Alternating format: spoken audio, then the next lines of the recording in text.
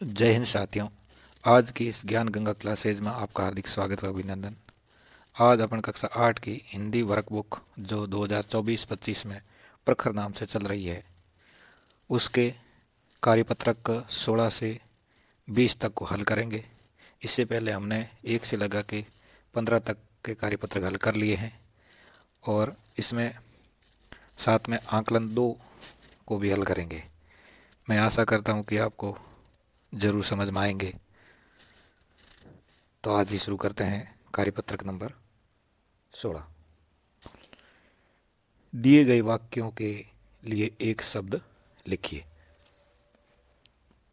वाक्य है, उसके लिए आपको एक शब्द लिखना है। जैसे इसमें आया है साल का पहला महीना, तो इसको साल का पहला महीना यानी कौन सा होता है? जनवरी। उसी प्रकार अपने को बाकी के प्रश्न हल करने हैं। जैसे क है हमारी माता जी के पिता, यानी आपकी माता जी है, उनके पिता आपके क्या लगते हैं? तो आप कहोगे नाना जी लगते हैं।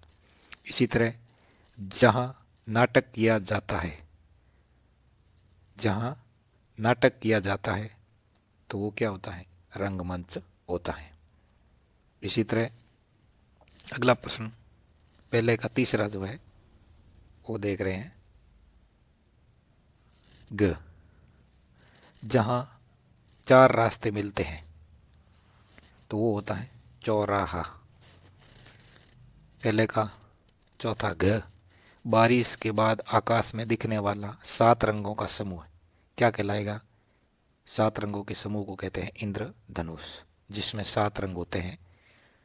उसकी शॉर्ट ट्रिक जानते हो तो होता है बेनी आहा पी नाला। बेनी आहे पी नाला, ये 7 रंगों की शॉर्ट ट्रिक है।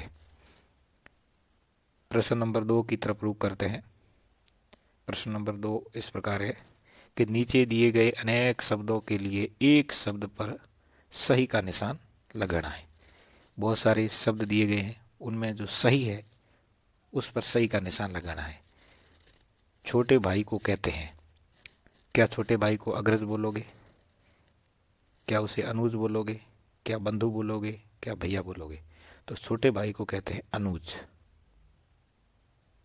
और जो बड़ा भाई होगा उसे बोलेंगे अग्रज। तो दोनों याद रह जाने चाहिए। जहाँ अनाथ बच्चों को रखा जाता है, अनाथ बच्चा वो होता है जिसके माता पिता नहीं होते हैं, वो अनाथ बच्चा होता है। तो अनाथ बच्चों को कहाँ रखेंगे? आलय के अंदर रखेंगे, हॉस्टल में रखेंगे, अनाथालय में रखेंगे या गृह में रखेंगे? तो जिसके माता पिता नहीं हो ऐसे बच्चों को अनाथालय के अंदर रखा जाता है। 7 रंगों के मेल को कहते हैं, 7 रंगों का जो मेल होगा उसको आप क्या बोलोगे? सतरंगा, तिरंगा, रंगीला या रंगीन? तो 7 रंगों के मेल को कहते हैं सतरंगा। प्रश्न नंबर 3, जो मिट्टी के बर्तन बनाता है उसे लकड़हारा, कुम्हार, लुहार, जुलाहा, इनमें से क्या बोलोगे जो मिट्टी के बर्तन बनाता है? तो सीधी सी बात है, जो मिट्टी के बर्तन बनाता है वो होता है कुम्हार। इसी तरह चौथा प्रश्न है मिठाई बनाने वाला, क्या बोलोगे मिठाई बनाने वाले को? बढ़ई, राजमिस्त्री, बेरा, हलवाई? तो मिठाई बनाने वाले सीधी बात है कि यहाँ पे हलवाई होगा। प्रश्न नंबर 3 की ओर रुख करते हैं। दिए गए समूहवाची शब्दों के लिए उचित विकल्प चुनकर सही का निशान लगाइए। समूहवाची शब्द है और उस समूहवाची शब्दों को देखते हुए उचित जो विकल्प है उस पर सही का निशान लगाना। जैसे कोई नोटों की कोई होती है, नोटों का कोई समूह होता है तो उसे बोलते हैं नोटों की गड्डी। इसी प्रकार बहुत सारे पर्वत होते हैं तो पर्वतों की होती है श्रृंखला। इसी प्रकार फूलों का क्या होगा? गुलदस्ता होगा। लोगों की क्या होगी? भीड़ होगी।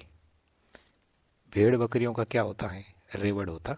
भेड़ और बकरियों का रेवड़ होता है। इसी तरह प्रश्न नंबर 3 अपना पूरा हो जाता है और साथ ही साथ अपना कार्यपत्रक 16 है वो पूरा हो जाता है। अपन कार्यपत्रक 17 की ओर रुख करते हैं।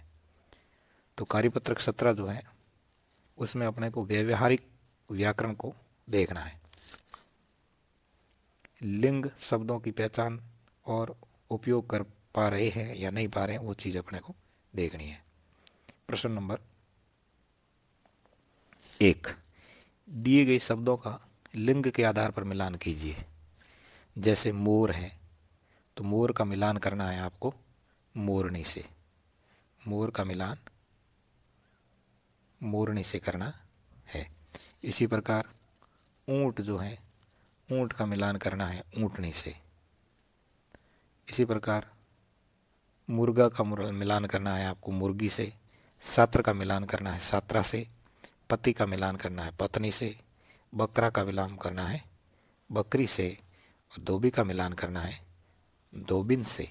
बालक का मिलान करना है बालिका से। इस प्रकार आपको मिलान करने हैं।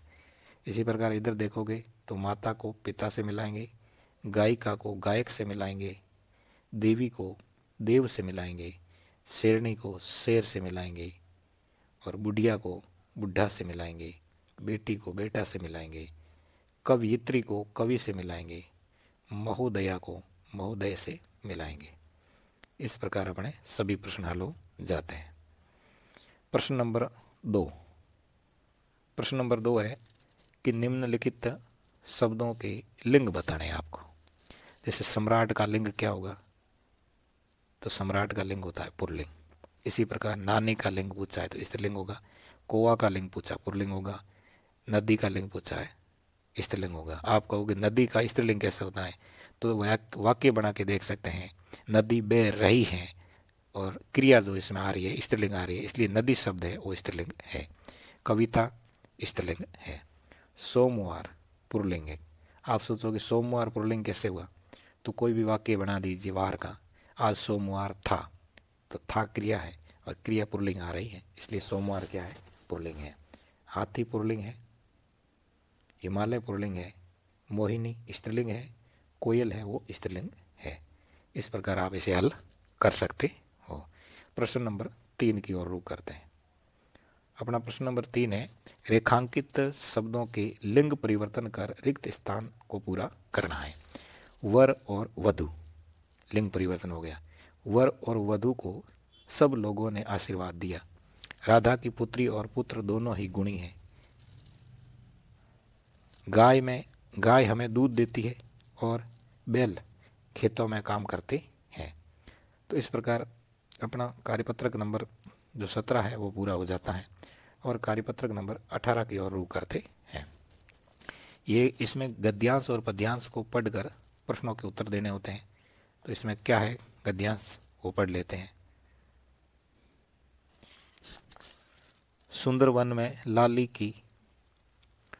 में लाली नाम की एक लोमड़ी रहती थी।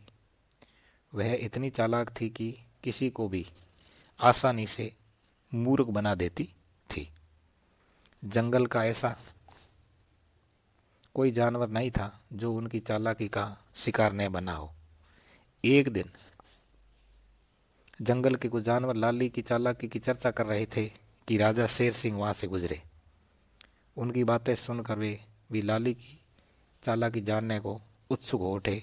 उन्होंने तुरंत हरकारे तोते द्वारा लाली को दरबार में उपस्थित होने का संदेश पहुंचाया। निश्चित समय पर लाली राजा शेर सिंह के सामने दरबार में उपस्थित हुई। शेर सिंह ने कहा, हमने सुना है कि तुम बहुत चतुर हो और अपनी बुद्धिमानी से किसी को भी चक्कर में डाल सकती हो। हम सब आपका आशीर्वाद है महाराज, लोमड़ी बोली। तो ये गद्यांश जो था हमने पढ़ा।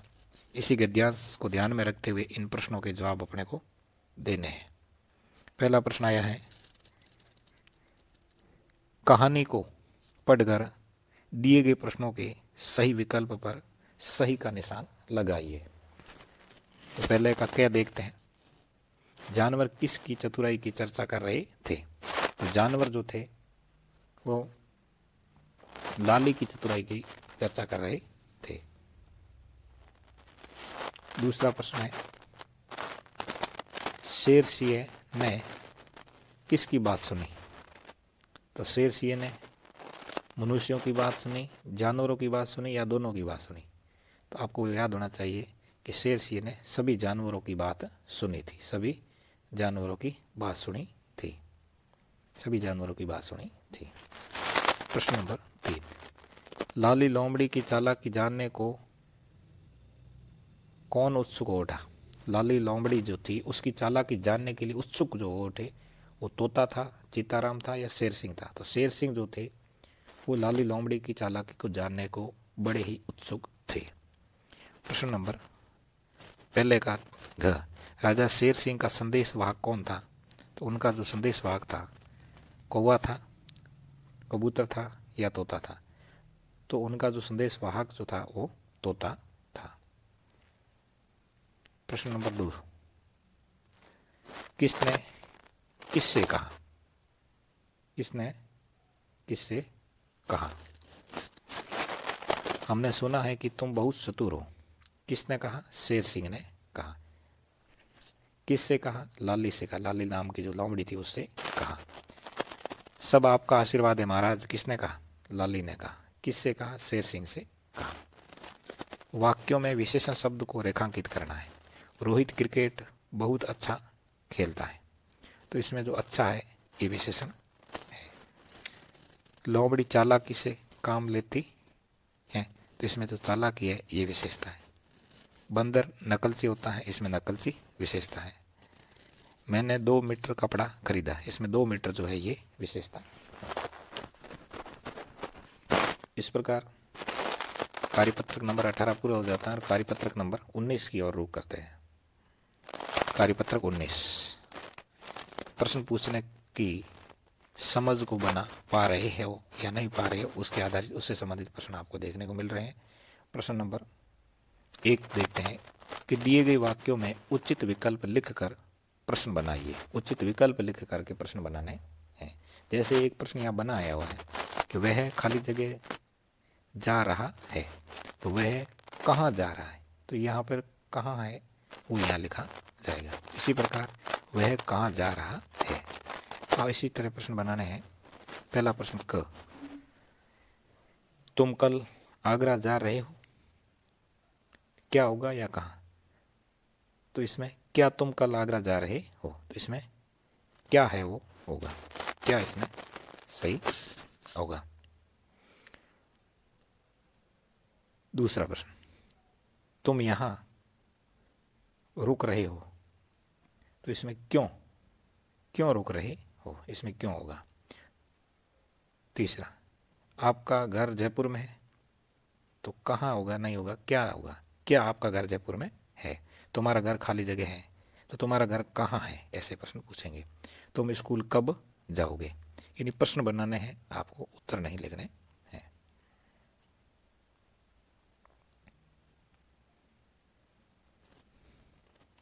दिए गए उत्तरों के लिए प्रश्न बनाइए। मीरा के जन्मदिन पर उसे 2 खिलौने मिले, तो प्रश्न क्या बनाओगे कि मीरा के जन्मदिन पर उसे कितने खिलौने मिले, ये प्रश्न बना दिया। इसी प्रकार अजित गाजियाबाद जाएगा, तो अजित कहाँ जाएगा, ये प्रश्न बना दिया। मेरे घर के बाहर एक खेल का मैदान है, प्रश्न ये होगा आपके घर के बाहर क्या है, तो ये जो होगा खेल का मैदान है। मैं इस कपड़े के 500 रुपये लूँगा, आप इस कपड़े के कितने रुपए लेंगे। तो प्रश्न 2 नंबर प्रश्न है अपना पूरा हो जाता है। और प्रश्न नंबर 3 देखते हैं। दिए गए वाक्यों में शब्दों के क्रम को ठीक करते हुए प्रश्न बनाइए। वाक्यों में शब्दों के क्रम को ठीक करते हुए वाक्य बनाना है।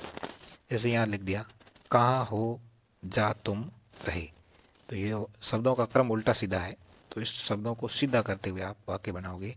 तुम कहाँ जा रहे हो, पियोगी चाय तुम क्या, क्या तुम चाय पियोगी, ऐसे वाले प्रश्न बनाने होते हैं। है रहा क्या वांग मुर्गा, क्या मुर्गा बांग दे रहा है। आपने उसके क्या देखा था मुझे साथ, क्या आपने मुझे उसके साथ देखा था, ये यहाँ पर प्रश्न बन रहा है।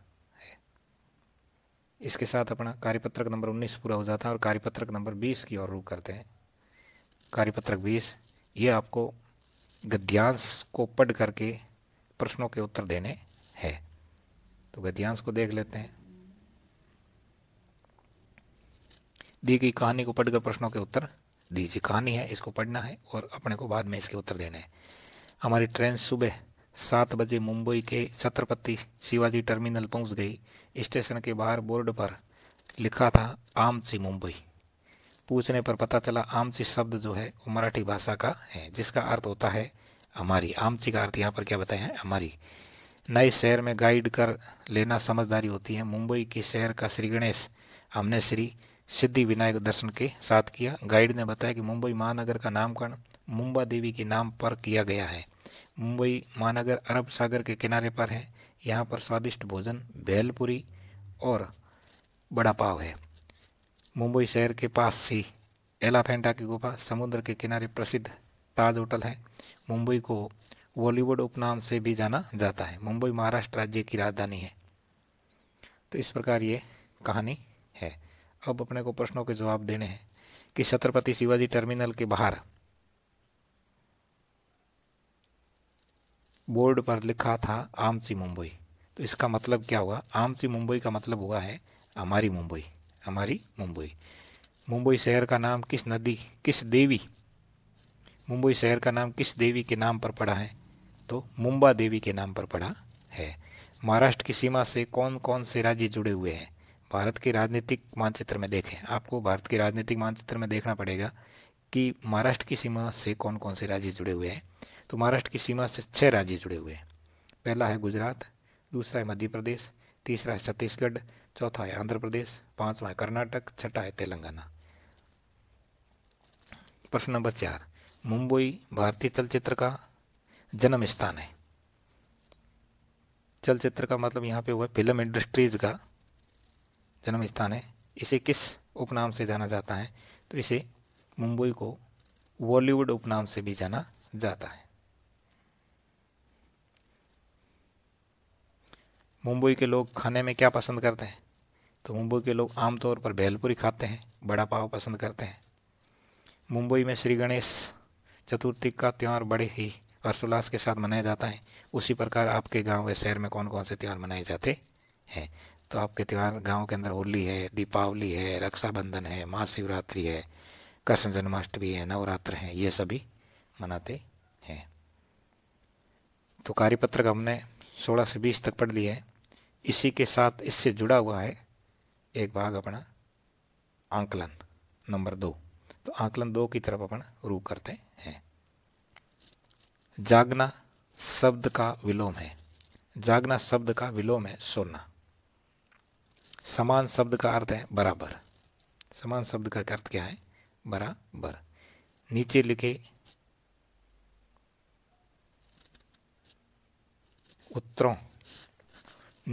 उत्तरों के प्रश्न लिखिए। उत्तर तो लिखे, उनके प्रश्न लिखने हैं। रमन अजमेर जाएगा, रमन कहाँ जाएगा, ये प्रश्न है। मेरे घर के सामने एक खेल मैदान है, तो आपके घर के सामने क्या है। नीचे लिखे वाक्यों को शुद्ध कर लिखिए।